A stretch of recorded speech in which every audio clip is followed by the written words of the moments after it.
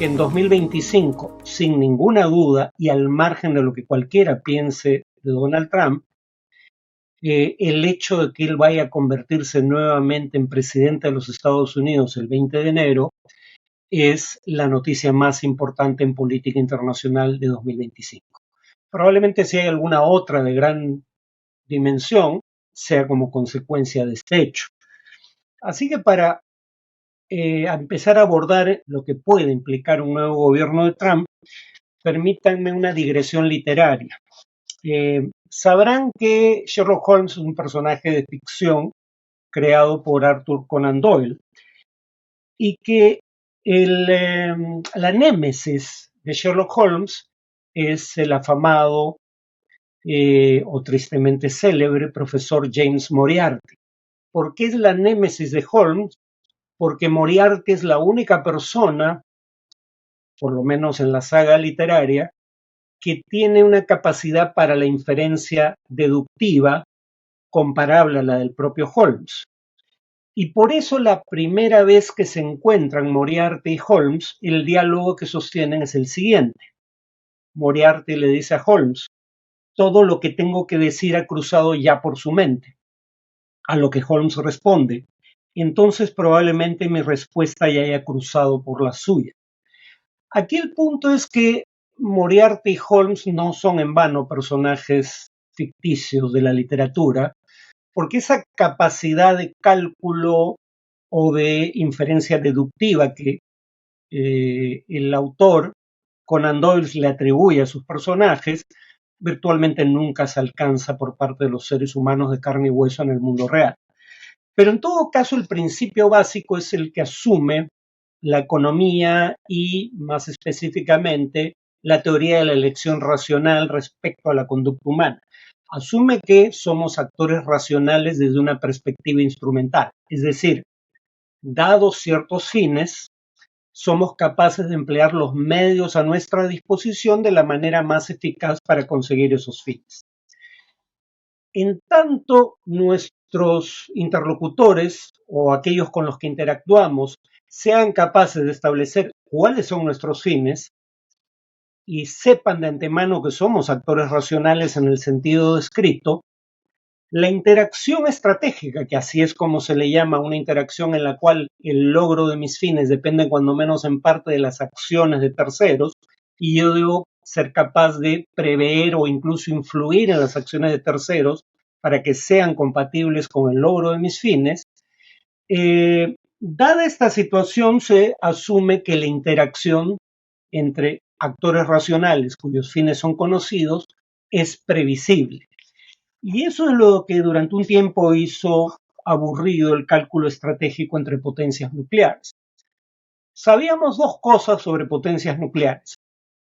Sabíamos, uno, que nunca usarían las armas nucleares en contra la una de la otra, por la sencilla razón que entre potencias nucleares prevalece el principio de la destrucción mutua asegurada, es decir, si una de las partes ataca con armas de destrucción masiva a la otra, en este caso armas nucleares, sabemos que la otra responderá con el mismo tipo de arsenal y en tanto ambos quedarían destruidos en el proceso o cuando menos encajarían un costo mucho mayor del que estarían dispuestos a asumir bajo cualquier circunstancia, potencias nucleares no se atacarán mutuamente con armas nucleares.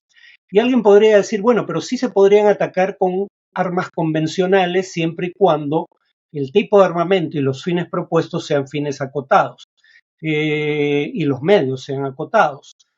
El problema aquí es el siguiente. ¿Qué cosa garantiza que los fines sean acotados?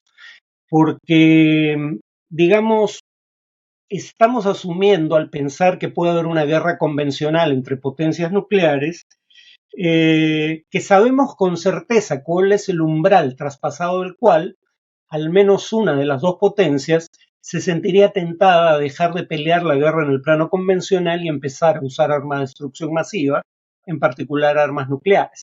En la práctica no sabemos cuál es ese umbral traspasado del cual las potencias podrían sentirse tentadas a usar armas nucleares.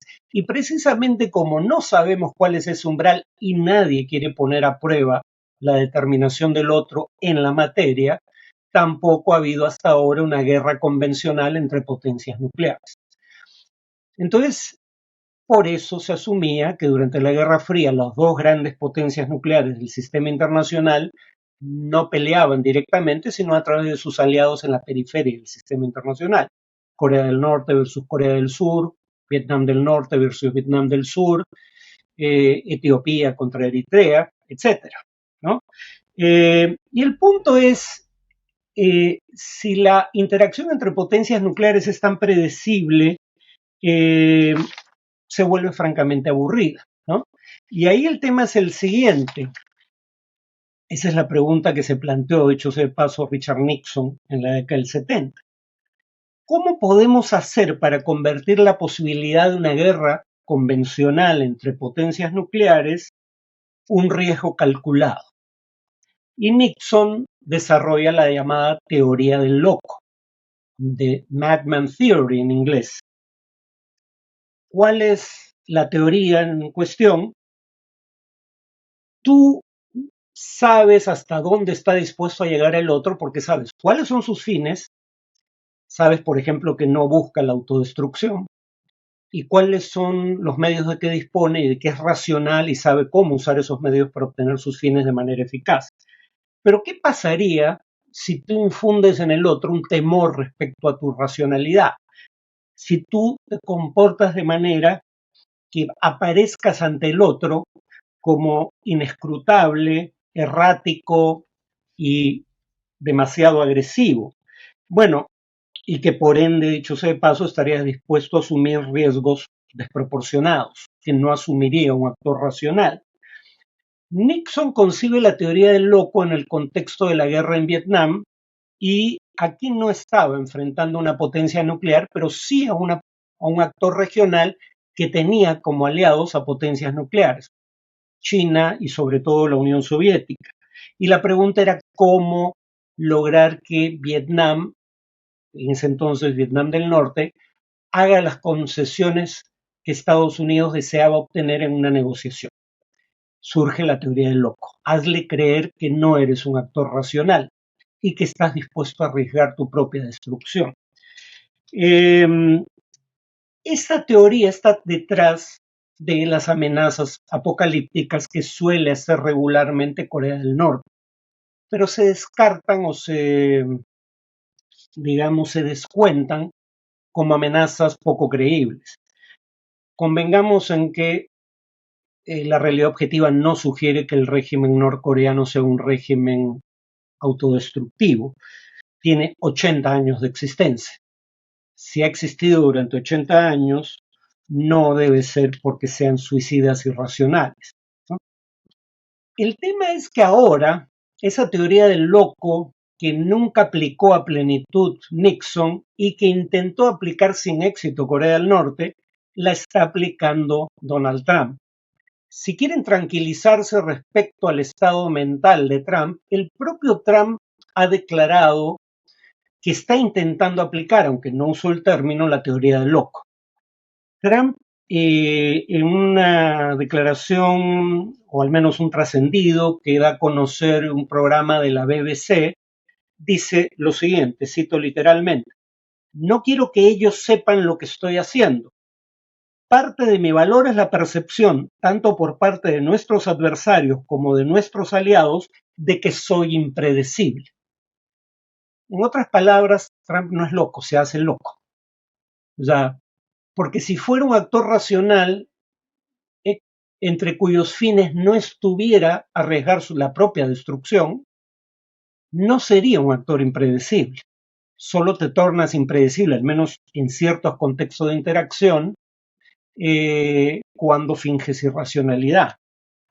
Y hay un artículo que recordé al preparar este podcast de Jonathan Swift en el medio Axios de 2017, donde cita a Trump diciéndole a sus asesores, claro, esto es lo que los propios asesores dicen, no lo dijo públicamente Trump, pero los asesores de Trump sostienen que Trump les dijo que al negociar con gobiernos de otros países, les dijeran, cito, si no haces concesiones, este loco se saldrá del acuerdo, refiriéndose a Trump. O sea, Trump le pedía a sus asesores que cuando negocien lo hagan aparecer a él como un loco. Y eso habría sido usado en la negociación del Tratado de Libre Comercio de América del Norte. Si no me hacen las concesiones que pido, estoy dispuesto a patear el tablero y poner fin al tratado, no a renegociar. Ahora, el problema acá surge cuando aplica esta lógica con Corea del Norte y le pasa lo que le pasaba a las amenazas norcoreanas. No son creíbles las amenazas de Trump contra Corea del Norte. Por ejemplo, cuando le dice, sería mejor que Corea del Norte deje de lanzar amenazas contra los Estados Unidos o estas serán respondidas con un nivel de fuego y furia que el mundo jamás ha visto. ¿Qué tan creíble es eso en un mundo donde se han usado armas nucleares contra poblaciones civiles en Hiroshima y Nagasaki? Porque si es algo que el mundo no ha visto, bueno, eso lo hemos visto, que puede ser peor que el uso de armas nucleares contra objetivos civiles. Además, habría que decir en cuanto a Hiroshima y Nagasaki que Estados Unidos usó armas nucleares contra un país, Japón, que no las poseía. Mientras que Corea del Norte tiene armas nucleares y tiene misiles balísticos intercontinentales que pueden hacer llegar esas armas nucleares hasta cuando menos la costa oeste de los Estados Unidos. Entonces, nuevamente, tampoco es creíble la amenaza de Trump. No va a arriesgar una guerra nuclear para prevalecer en una negociación con Corea del Norte y de hecho luego inició una negociación con Kim Jong-un y no obtuvo virtualmente nada en materia de disolver o acotar el programa nuclear norcoreano y no cumplió con su amenaza. Lo mismo podría pasarle a Trump con la amenaza que ha lanzado contra Hamas. Y acá leo literalmente o cito literalmente lo que dijo Trump. Si los rehenes en poder de Hamas no son liberados antes del 20 de enero de 2025, sufrirán, aplicado a Hamas, un infierno. Los golpes contra los responsables serán mayores que cualquier golpe propinado contra alguien en la historia de los Estados Unidos. Nuevamente, Estados Unidos lanzó armas nucleares contra lo que esencialmente eran blancos civiles en Hiroshima y Nagasaki. ¿Qué cosa puede ser peor que eso? Van a tirar una bomba atómica en Gaza.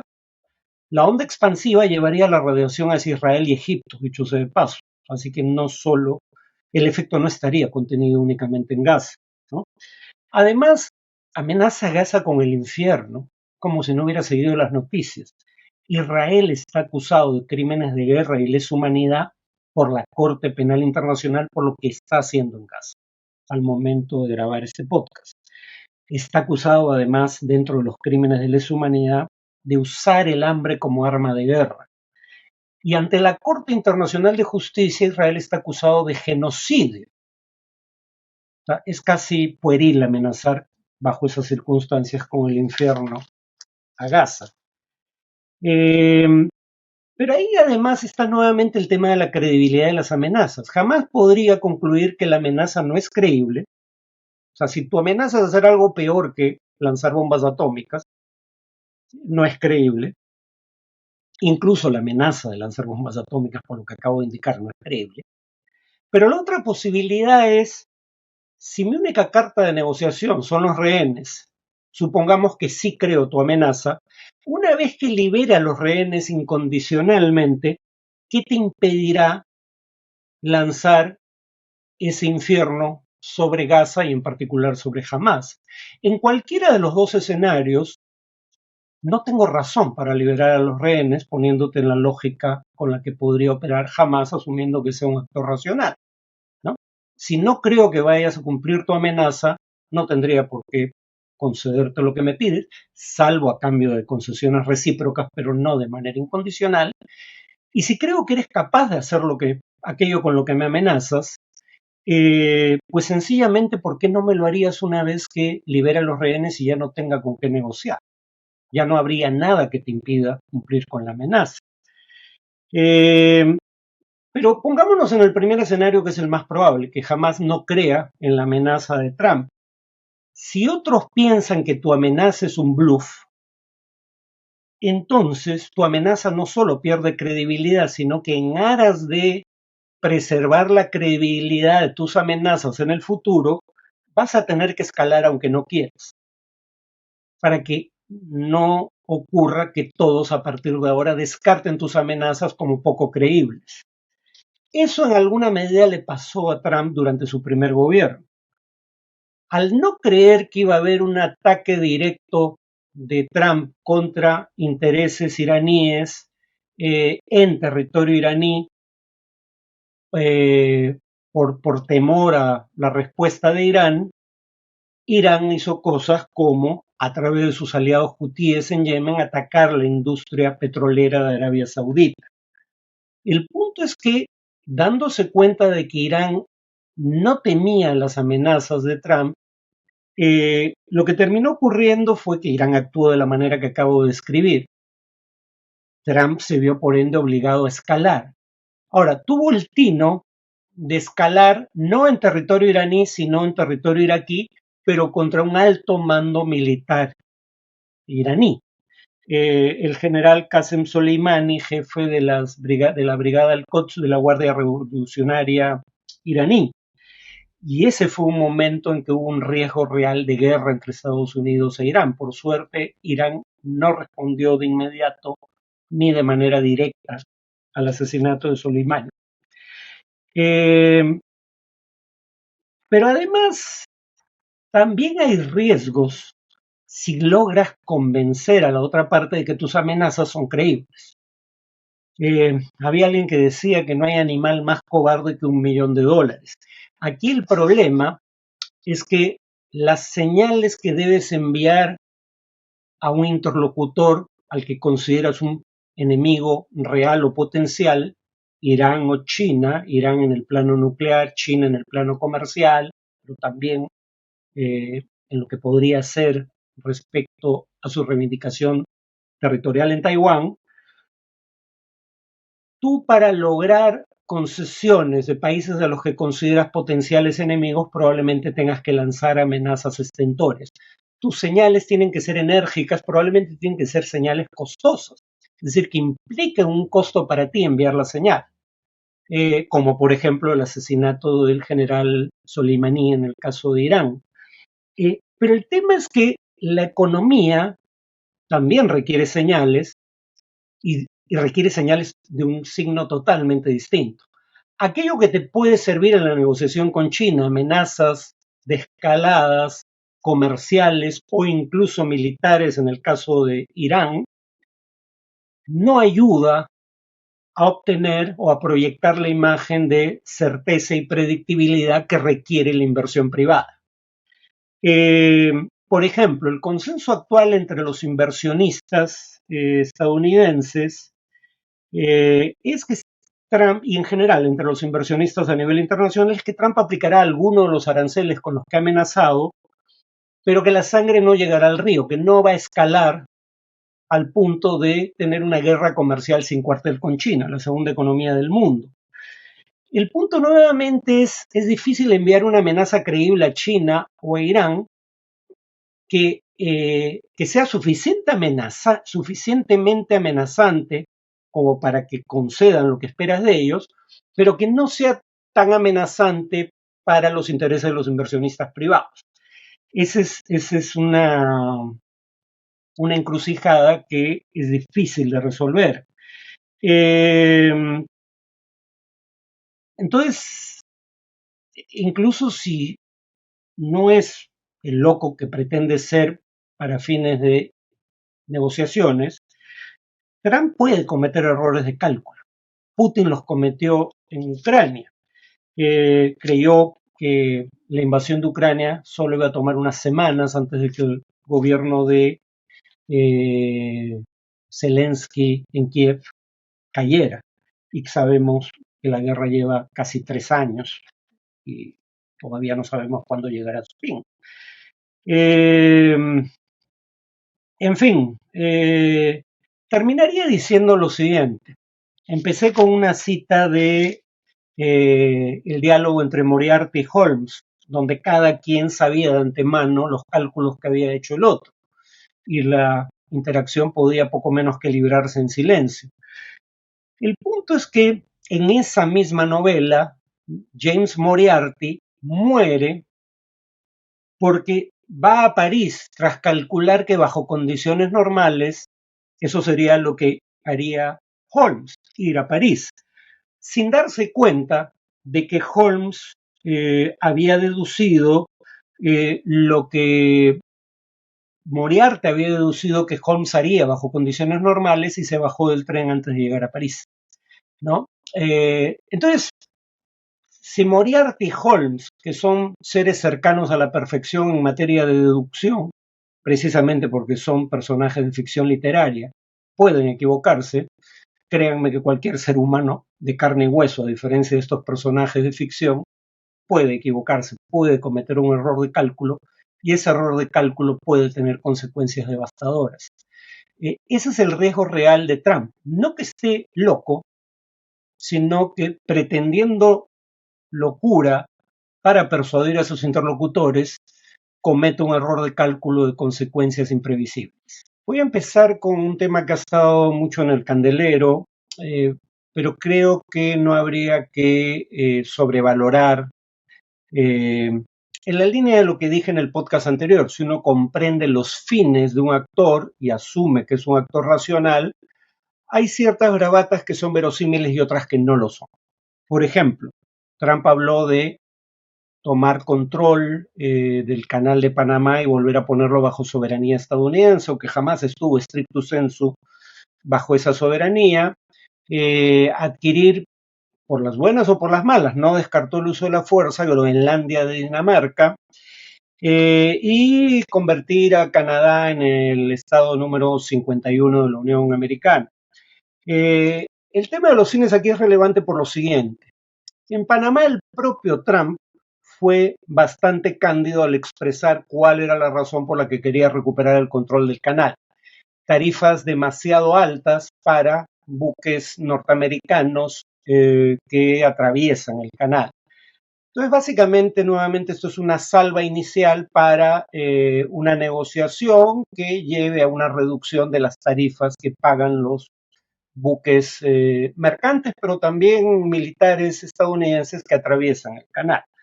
En el caso de Canadá hay varios factores. Quería debilitar la posición relativa del primer ministro Trudeau, cosa que consiguió, ha renunciado y va a haber elecciones anticipadas, todo parece indicar en Canadá, pero además en 2026 se inicia una nueva renegociación, porque esto se hace periódicamente, producto de los acuerdos anteriores de 2019, si mal no recuerdo. En 2026 se inicia una renegociación del acuerdo que reemplazó al Telecán, Tratado de Libre Comercio de América del Norte. O sea, el acuerdo comercial que involucra a Canadá, Estados Unidos y México. Los golpes a México también tienen, entre otras, ahí el tema es más complejo, pero entre otras explicaciones el tema de la renegociación comercial. El único tema que es relevante en cuanto a estas reivindicaciones territoriales, donde Estados Unidos podría ir un paso más allá, es el de Groenlandia. No voy a entrar en detalles, pero Groenlandia tiene una ubicación, ustedes recelen del término estratégico, porque cuando se quiere decir que algo es importante sin tener que explicarlo, se dice que tiene un valor estratégico. Bueno, Groenlandia sí tiene un valor estratégico, pero siempre hay que explicar por qué, porque esto no es algo inherente a la geografía. Groenlandia tiene una importancia estratégica para Estados Unidos porque está a medio camino, aunque en realidad está más cerca de Estados Unidos que de Europa, por un lado, de aliados europeos de los Estados Unidos a los que Estados Unidos podría buscar asistir en caso de guerra, y ¿con quién sería esa guerra hipotética? Pues con Rusia. Y Groenlandia también está en el camino que media entre Estados Unidos y Rusia. Y Groenlandia es la isla más grande del mundo. Por el norte de Groenlandia hay un pasaje que permite llegar de Estados Unidos a Europa o Rusia específicamente, o de Rusia en caso de guerra a Estados Unidos. Groenlandia además tiene tierras raras, estos minerales en cuyo procesamiento China tiene un lugar prominente en el mundo y Estados Unidos busca reducir la importancia de China como productor y procesador de minerales o tierras raras, y se presume que podría tener grandes reservas de petróleo y gas.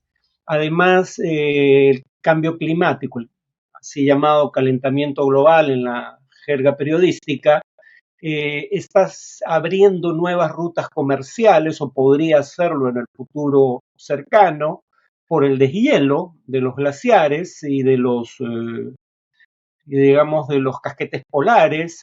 Y eso además podría permitir acceso a recursos que ahora no son accesibles por el permafrost, por esta, digamos, capa de hielo que ha estado ahí, bueno, por milenios.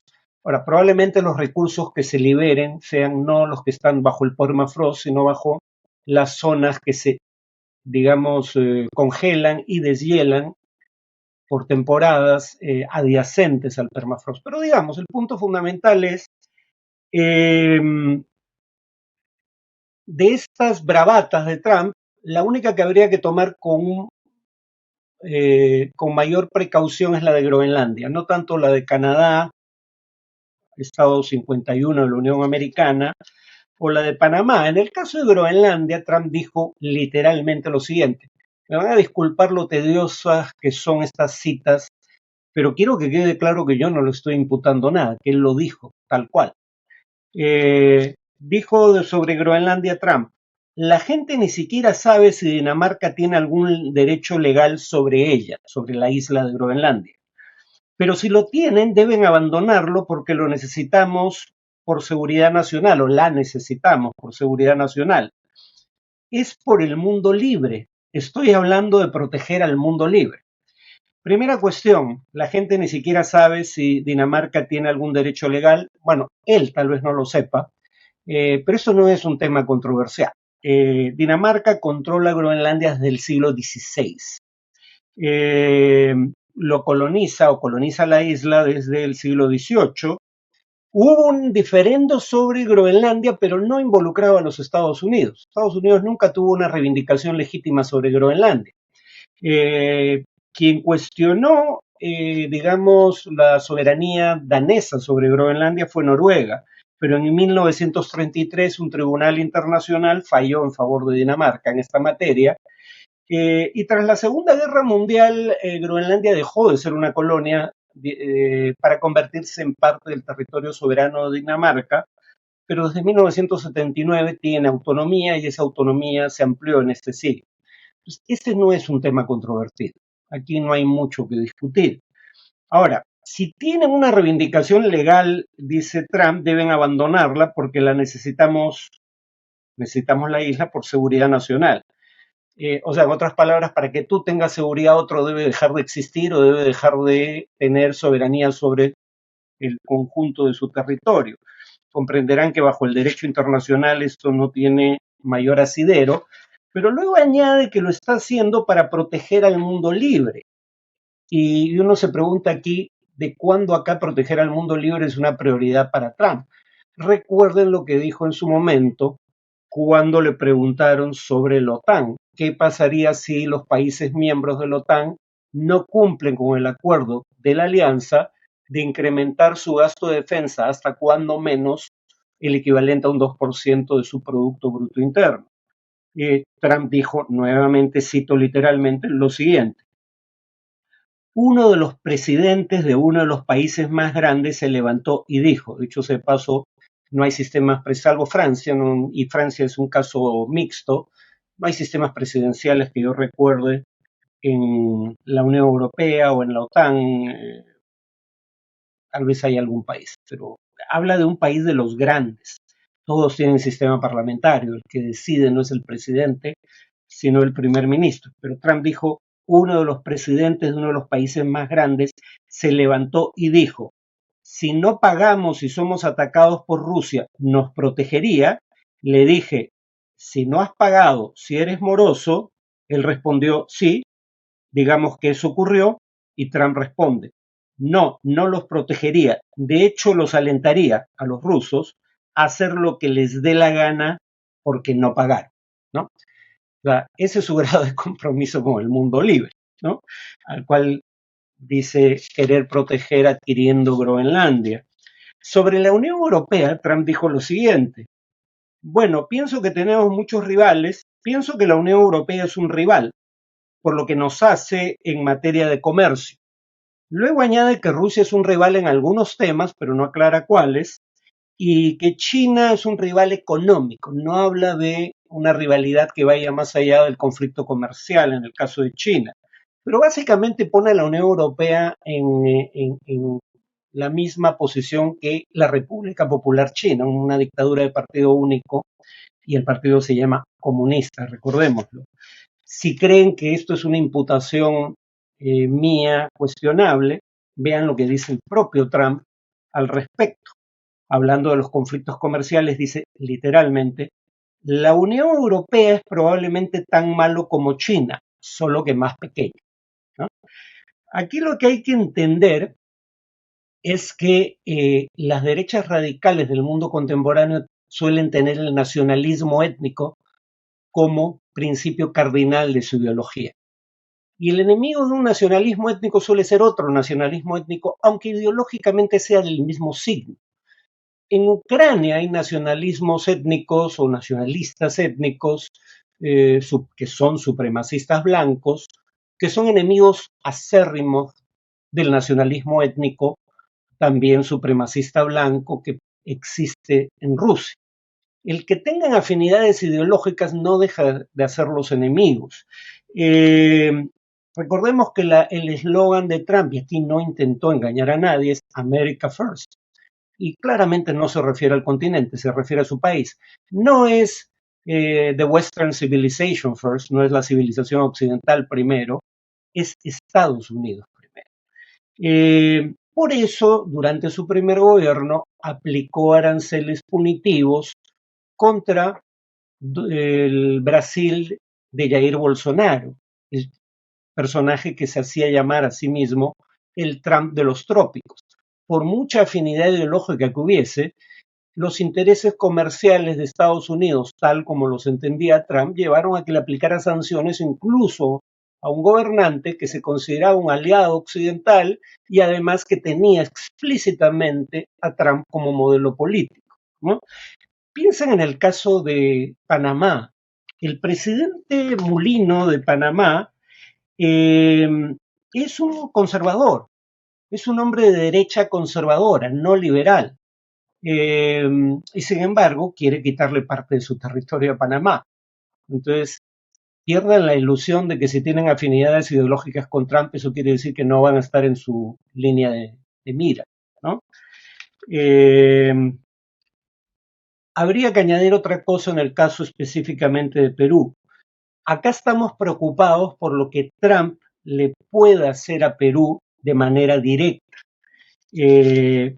Pero, por ejemplo, Mauricio Claver Carón, que durante la primera gestión de Trump dirigió el Banco Interamericano de Desarrollo y tuvo que dejar la dirección del BID por un escándalo en el que, digamos, ascendió y aumentó el sueldo a su pareja que trabajaba en el BID. Y recordemos lo que el nombramiento de Claver Carón fue en contra de un acuerdo que existía, según el cual el BID iba a ser dirigido siempre por un latinoamericano, no por un estadounidense. Bueno, Claver Carón, el exdirector del BID que salió tras un escándalo sexual, eh, ahora es el enviado especial del Departamento de Estado de los Estados Unidos para América Latina, designado por el propio Trump. Y Claver Carón dijo explícitamente, según hace constar Infobae, un medio de comunicación, lo siguiente respecto del puerto de Chancay. Claver Carón, según Infobae, sugirió aplicar un arancel del 60% a cualquier producto que pase por el nuevo puerto construido por el régimen chino en Perú. Bueno, primero, el propio Infobae tiene una manera francamente tendenciosa de frasearlo, construido por el régimen chino. Fue construido por una empresa pública. Bueno, es una empresa del Estado chino, pero no es una construcción llevada a cabo por el Partido Comunista Chino, como parece estar implícito en el fraseo, ¿no? Pero lo peor es que solo nos fijamos en lo que Estados Unidos nos podría hacer a nosotros. Digamos de antemano que la propuesta de Claver Carón es absurda. En primer lugar, porque Chancay no va a exportar en lo esencial hacia los Estados Unidos. Tú puedes poner un arancel de 60% a los productos que, partiendo del puerto de Chancay, vayan hacia Estados Unidos, pero no puedes poner arancel a productos que van a otros países, ¿no? El arancel es un impuesto a las importaciones y esas no son importaciones estadounidenses. Pero en segundo lugar, lo que propone Claver Carón es tan arbitrario y discriminatorio que claramente viola tanto los principios comerciales que establece la Organización Mundial de Comercio como lo que establece el Tratado de Libre Comercio Bilateral entre Estados Unidos y Perú. O sea, es una bravata que, como vamos a ver, no hay que tomar necesariamente en serio, pero el tema es que no solo nos puede afectar lo que Estados Unidos le haga directamente al Perú, nos pueden afectar cosas que Estados Unidos haga en relación con otros actores, pero que tienen implicaciones para el Perú. Por ejemplo, el Instituto Peruano de Economía pone este titular, cito textualmente, sobre un artículo en torno a un cálculo que hace el propio Instituto Peruano de Economía sobre las implicaciones del conflicto comercial entre Estados Unidos y China para el Perú. El título es el siguiente: el PBI del Perú pierde 0.4 puntos por cada 1% que China no crece. El fraseo es del IPE, no mío, pero por cada punto porcentual que deja de crecer la economía china, el Perú deja de crecer en 0.4%. Entonces, si el conflicto comercial entre Estados Unidos y China tiene un efecto adverso sobre las tendencias de crecimiento de China, nos va a afectar. Otro titular: Trump se retiraría nuevamente, porque ya lo hizo durante su primer gobierno, del Tratado Climático de París. Recuerden que Lima es una de las ciudades más grandes del mundo, construida sobre un desierto, por ende no tiene fuentes propias de agua. Su agua proviene del deshielo de glaciares altoandinos que alimentan una serie de ríos, y los glaciares altoandinos se están deshielando producto del cambio climático.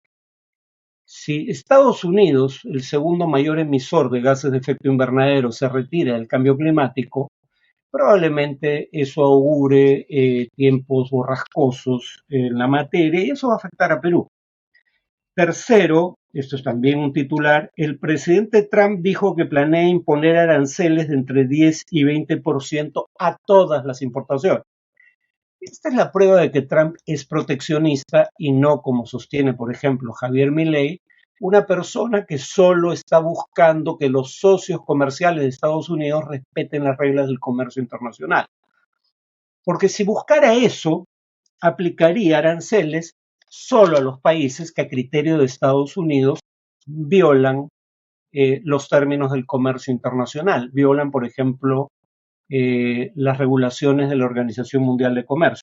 Pero aquí el arancel es, por lo menos eso es lo que dijo que iba a hacer, si lo hace es otra historia, pero tal cual está expresado aquí, el arancel iba a ser para toda importación, independientemente de si se trata de un país que respeta o no las reglas del comercio internacional, independientemente de si se trata o no de un país que tenga un acuerdo de libre comercio con los Estados Unidos. Ya vimos en un podcast anterior que deportar indocumentados, elevar aranceles a las importaciones, reducir impuestos sin una perspectiva clara de que vaya a haber recortes equivalentes en el gasto y por ende, como ya ocurrió en la primera gestión de Trump y ocurrió también con la gestión de Biden, el déficit comercial de Estados Unidos, que ya está por encima de un 6% del PBI, sigue creciendo. Si ocurre todo esto va a tener efectos inflacionarios. Y todo esto son cosas que Trump ha prometido, ¿no? Deportar indocumentados, elevar aranceles, reducir impuestos. Si hay inflación, va a haber mayores tasas de interés y capitales que bajo condiciones normales podrían venir al Perú buscando mayor rendimiento en un contexto como porque, digamos, Uno invierte en los países desarrollados y busca seguridad, pero invierte en países emergentes y busca mayor rendimiento. Pero si suben las tasas de interés en Estados Unidos, que son las que fija la Reserva Federal, que son una tasa de referencia para múltiples otras creencias, esto implica que capitales que estaban viniendo a nuestra región van a empezar a emigrar de vuelta a países como Estados Unidos, lo cual nos va a afectar, ¿no? Entonces, lo que Estados Unidos nos puede hacer no depende únicamente de lo que nos haga directamente, sino de lo que le haga a terceros y pueda tener efectos sobre el Perú.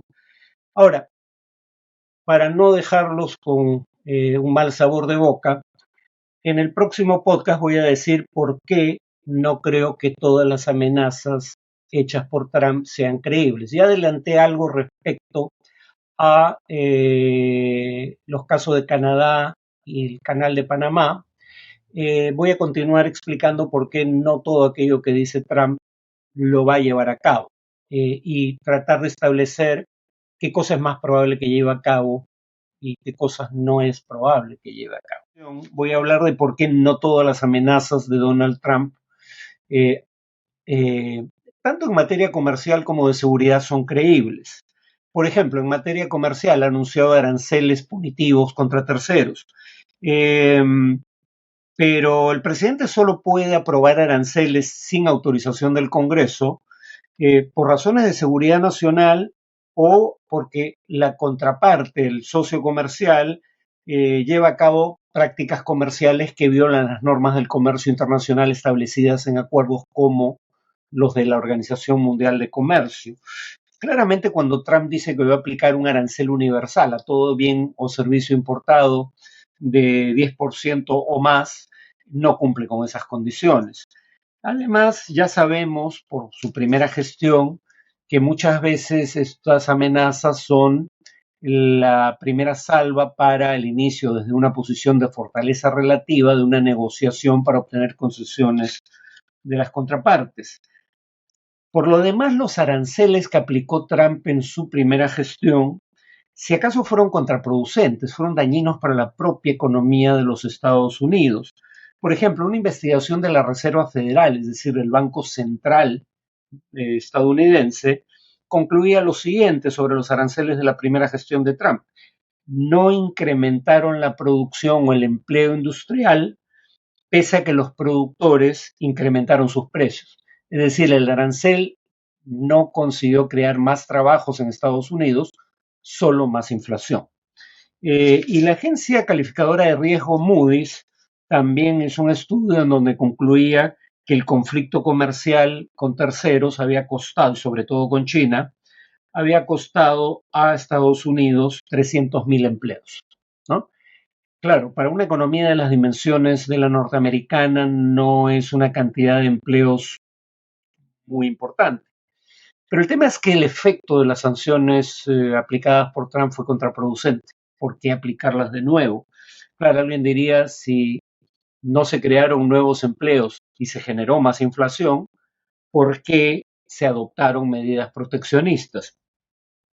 Bueno, porque aquí los beneficios de la protección fueron concentrados en pocas empresas que tuvieron grandes utilidades adicionales por el proteccionismo comercial y que por ende tenían incentivos para invertir grandes sumas en cabildeo para mantener la protección que los beneficiaba. En cambio, los costos del proteccionismo fueron difusos. Por ejemplo, si había un arancel sobre el acero, como de hecho ocurrió, eso beneficiaba a unas cuantas empresas productoras de acero, pero perjudicaba a un número aún más grande de empresas que usaban el acero como insumo o a los consumidores que adquirían productos hechos con base en acero. Eh, pero el tema es que los que pagan las consecuencias de la protección son en buena medida todos en la economía, pero pagan proporciones muy pequeñas de sus respectivos ingresos, mientras que los ingresos de quienes se benefician de la protección crecen dramáticamente y por ende ellos sí tienen incentivos para actuar políticamente en aras de mantener la protección. Por eso medidas que son contraproducentes para la economía norteamericana son políticamente plausibles. Además, habría que recordar, y esto lo vimos hace ya par de años en este podcast, hay estudios que sugieren que no es solo que los aranceles que aprobó Trump para castigar a socios comerciales fueran contraproducentes para la economía estadounidense, es que esos socios comerciales aplicaron aranceles en represalia que también afectaron la economía estadounidense. Un estudio que cité en una ocasión anterior revelaba que tanto China como la Unión Europea habían utilizado sus aranceles en represalia con fines políticos para causar el mayor daño posible en las perspectivas electorales de Trump y los republicanos, aplicando o focalizando esos aranceles contra estados pendulares, es decir, esos estados que tienen un rol digamos, fundamental en las elecciones presidenciales. Porque si bien hay estados como Kentucky que siempre votan republicano y California que siempre votan demócrata, por el sistema de colegio electoral son los estados pendulares, que son 6 o 7, los que deciden una elección, y ahí se concentraron las sanciones de Europa y Estados Unidos. En las elecciones de medio término, durante la primera gestión de Trump, en 2018, en esos estados pendulares, donde se aplicaron aranceles en represalia por parte de Europa y China, cayó la aprobación de Trump y cayó el voto republicano en las elecciones de medio término. El estudio decía además que la Unión Europea buscaba aplicar aranceles a industrias en donde pudiera haber abastecedores alternativos a Estados Unidos para reducir el costo que los aranceles tenían para la economía de los países europeos, pero que China estaba dispuesta a aceptar un alto costo para su propia economía al aplicar aranceles, porque cuando tú aplicas aranceles, como ya vimos, elevas el precio para tu consumidor, para los consumidores de tu país, pero que China aceptaba ese costo a cambio de infligir el mayor daño político posible a la candidatura de Trump en 2020. Por eso Trump, en parte, llega a un acuerdo con China antes de las elecciones, ¿no?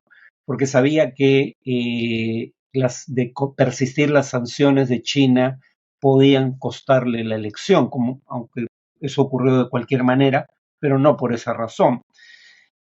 Otra razón por la que no todas las amenazas de Trump son creíbles es que no todos sus nominados, algunos francamente díscolos para cargos importantes, o van a ser ratificados por el Senado o van a permanecer por mucho tiempo en sus cargos.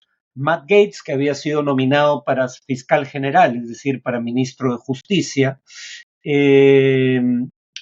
tuvo que retirarse por un escándalo sexual, porque había tenido sexo con una menor de edad y además pagado. Él alegó que no sabía que la prostituta era menor de edad. Bueno, Matt Gaetz tuvo que renunciar cuando esto se hizo público.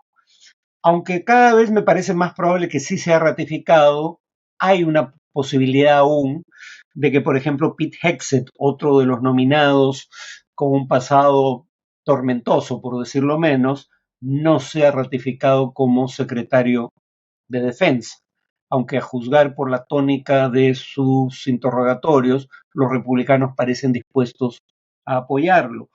Pero incluso aquellos que sean efectivamente nominados y ratificados para cargos importantes en el gobierno, no necesariamente permanecerían en los mismos, porque, por ejemplo, una investigación del Brookings Institution decía que, o concluía que mientras un 35% de los asesores de alto nivel del primer gobierno de Trump dejaron el cargo durante el primer año, solo hicieron lo propio un 9% de los asesores de alto nivel durante el primer año, o primer gobierno, perdón, de Obama, y solo un 6% durante el primer gobierno de George W. Bush. Es decir, y ya estamos viendo, dicho sea de paso, peleas descarnadas entre Steve Bannon y Elon Musk, con insultos de grueso calibre. Es probable que esa alta rotación en cargos de asesoría de alto nivel se repita, y lo mismo en el gabinete, mientras que Durante la primera gestión de Obama solo hubo 3 cambios en el gabinete y solo hubo 2 durante la primera gestión de George W. Bush. Hubo 14 cambios en los gabinetes de Trump durante su primer gobierno. Entonces, incluso personajes controversiales que accedan a cargos públicos, eh, siempre cabe la posibilidad de que no perduren en esos cargos.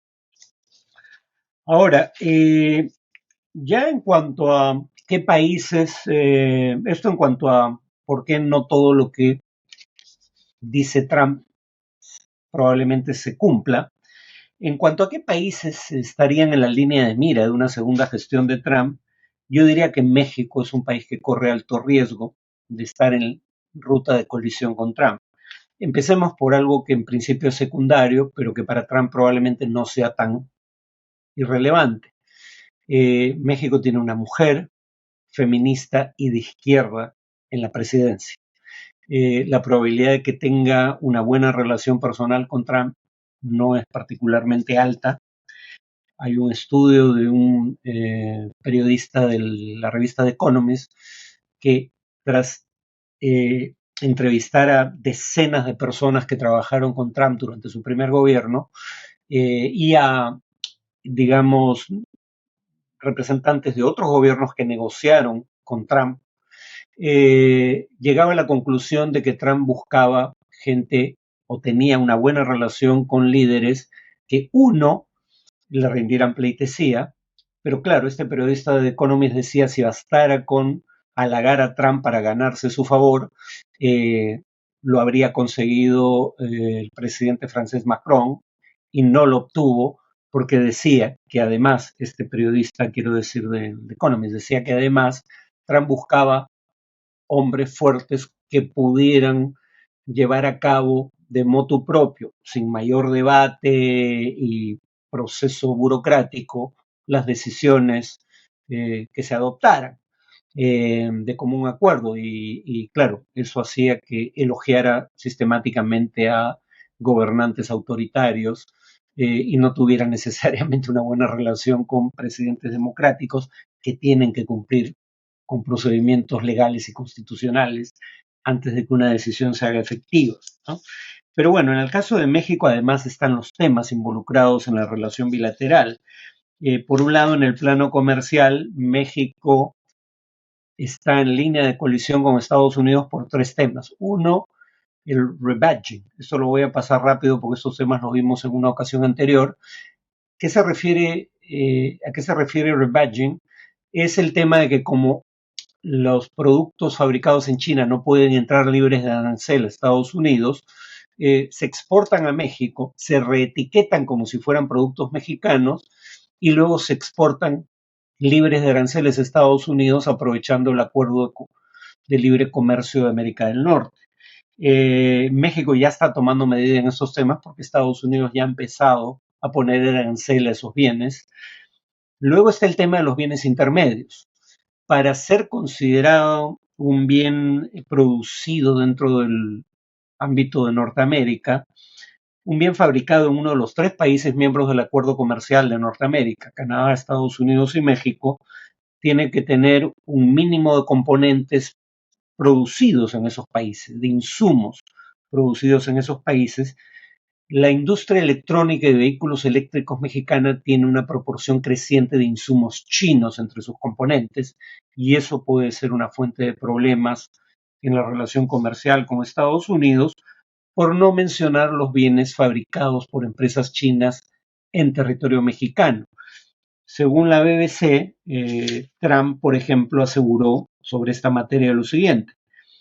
Dijo que, cito, va a sancionar el transbordo de productos chinos a través de México e imponer una tarifa de 500%, un arancel se refiere, a los automóviles producidos por empresas chinas en México.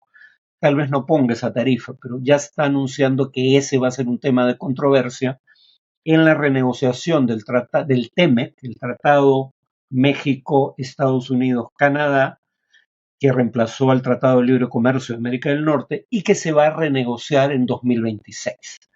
México además es un tema de preocupación para Trump por razones migratorias.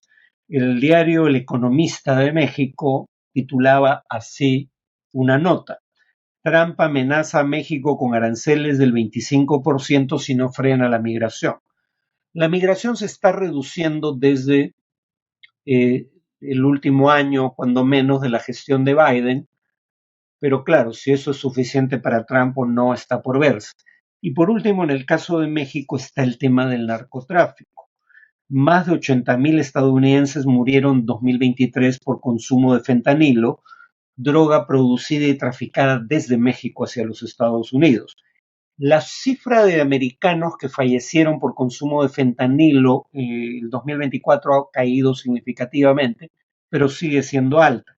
Sobre este tema, la BBC cita a Trump diciendo que prometió que va a bombardear los laboratorios de fentanilo en México, cosa que dijo durante su primera gestión y no lo hizo, habría que aclarar, bloquear los puertos mexicanos que transporten sus precursores y designar a los carteles mexicanos como organizaciones terroristas, lo cual en principio le permitiría a Estados Unidos actuar sin consentimiento de México en territorio mexicano, si estamos hablando de lo que presumiblemente son grupos terroristas, refiriéndose a carteles del narcotráfico. Entonces, nada de esto implica que vaya a cumplir todo lo que dice, pero claramente está indicando cuáles van a ser temas de interés en su agenda exterior. Eh, Ahora, más allá de esto, yo sí creo que es creíble la afirmación de Trump de que no busca una guerra con Irán y que busca poner fin a la guerra en Ucrania. Aquí sí lo avalan el hecho de que durante su primer gobierno no inició ninguna nueva guerra, de que los neoconservadores como Mike Pompeo, que fueron parte de su primera gestión, no están nominados para cargos en el nuevo gabinete y son los neoconservadores los que atizaban actitudes belicistas. Y además no quiere guerras en Oriente Medio y en Ucrania, porque la prioridad en materia de seguridad, si acaso, sería la contención de China. Lo dijo explícitamente el asesor de seguridad nacional nominado por Trump, Michael Waltz, en un artículo en la revista The Economist, donde decía lo siguiente: el próximo presidente debe actuar con urgencia para poner fin a los conflictos en Ucrania y el Medio Oriente, para finalmente enfocar nuestra atención estratégica donde debe estar, en contener la amenaza mayor que representa el Partido Comunista Chino. Lo que estaba pendiente sobre la nueva gestión de Trump era el tema de cómo pensaba aproximarse la nueva administración a Irán. Y aquí habría que decir que en principio las declaraciones tanto de Trump como de su vicepresidente Vance son en principio, repito, tranquilizadoras, ¿no? Porque si bien obviamente Trump ha dicho que no quiere un Irán nuclear, cosa que es comprensible, ha añadido que tampoco quiere una guerra con Irán ni un cambio de régimen. Y las declaraciones del presidente y el vicepresidente sobre Irán han sido consistentes. Me refiero a ellos dos porque son las dos personas que tienen garantizado en principio 4 años de mandato en sus respectivos cargos, a diferencia de un ministro que puede salir en cualquier momento o lo mismo un asesor de seguridad nacional. Trump sobre Irán ha dicho: quiero que Irán sea muy exitoso, simplemente no quiero que tenga armas nucleares. Y cuando se le planteó el tema de la posibilidad de un cambio de régimen, Trump dijo: definitivamente no podemos involucrarnos en eso, ni siquiera podemos gobernarnos a nosotros mismos. J.D. Vance, el nuevo vicepresidente, dijo sobre Irán lo siguiente: definitivamente no tenemos interés en ir a la guerra con Irán, sería una gran distracción de recursos y sería sumamente costoso para nuestro país. Eh, Acá, como ven, el tema implicaría mucho en términos de recursos. Por lo que Irán pudiese hacer en materia de comercio internacional de petróleo, por ejemplo, minar el estrecho de Hormuz, como hizo durante la guerra con Irak en la década del 80, por los recursos que habría que destinar en caso de conflicto a Medio Oriente. Y claro, acá lo que es consenso en la administración, bueno, no unánime, pero consenso mayoritario en la administración Trump es esos recursos serían mejor destinados a, digamos, resolver problemas de política interna, problemas nacionales, y si acaso en contener a China, pero no en Europa, guerra de Ucrania, o en Oriente Medio, guerra en Gaza. Ahora, en principio, digo, esto suena más bien alentador, pero habría que tener en cuenta que lo mismo dijo Trump en la primera gestión. Cuando abandona el acuerdo nuclear con Irán, su argumento no era que lo abandonaba para iniciar una guerra, sino para negociar un mejor acuerdo. Y sabemos que no negoció acuerdo alguno durante su primer mandato. Es decir, Estados Unidos abandonó el acuerdo nuclear con Irán por dos razones, las que dio Trump en su momento. No garantiza que Irán no esté jamás en condiciones de adquirir una bomba atómica, cosa que era cierta, pero en caso de que Irán decidiera obtener una bomba atómica, retrasaba significativamente el periodo necesario para lograrlo.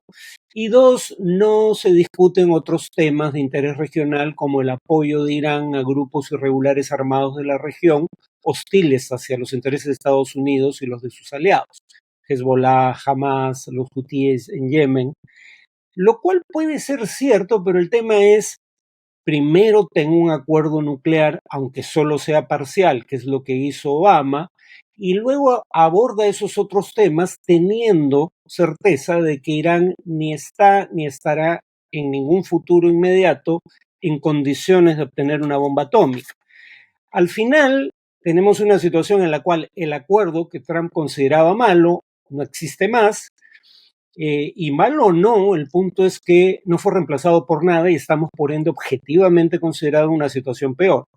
Irán ya no tiene límite a la cantidad de uranio que puede enriquecer, ya no tiene límite al grado en que puede enriquecer ese uranio, se requiere un enriquecimiento de 90% más para construir una bomba atómica.